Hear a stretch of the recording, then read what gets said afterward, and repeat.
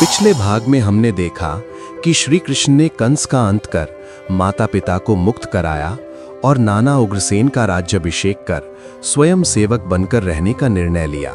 नमस्कार दोस्तों, आपका स्वागत है पौराणिक पुराण में।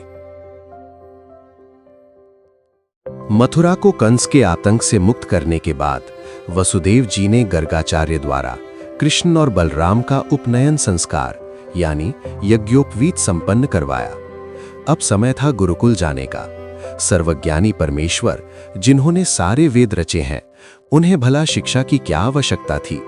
फिर वे मध्य प्रदेश के अवंतिका उज्जैन में गुरु सांदीपनि के ही आश्रम में क्यों गए? इसके पीछे एक बहुत पुराना और गहरा रहस्य छिपा था। शास्त्रों के अनुसार महर्षि सांदीपनि ने अपने पूर्व जन्मों में भगवान को प्रसन्न करने के लिए हजारों वर्षों तक कठोर तपस्या की थी।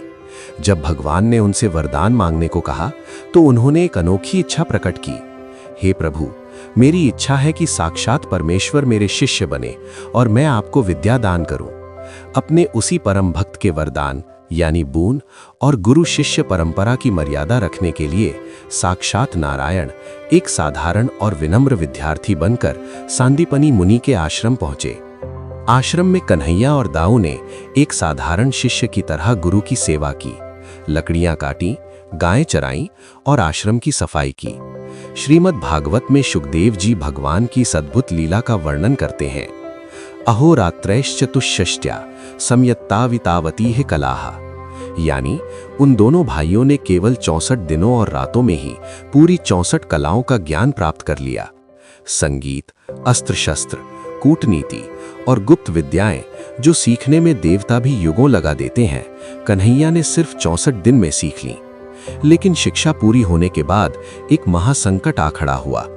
जब श्री कृष्ण ने हाथ जोड़कर गुरु सांदीपनि से गुरु दक्षिणा मांगने को कहा तो गुरु माता रो पड़ी।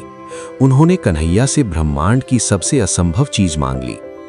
गुरु माता रोते हुए बोली, कृष्ण, अगर तुम सच में गुरु दक्षिणा देना चाहते हो तो मेरे उस इकलौते बेटे को वापस ले आओ जो सालों पहले प्रभास क्षेत्र के समुद्र में डूबकर मर चुका है। एक मरे हुए इंसान को वापस लाना।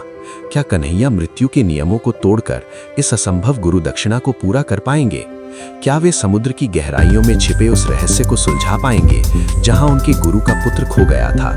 अपनी राय हमें नीचे कमेंट्स में जरूर बताएं और पौराणिक पुराण चैनल को सब्सक्राइब करना ना भूलें। मिलते हैं कहानी के अगले भाग में। तब तक के लिए नमस्कार।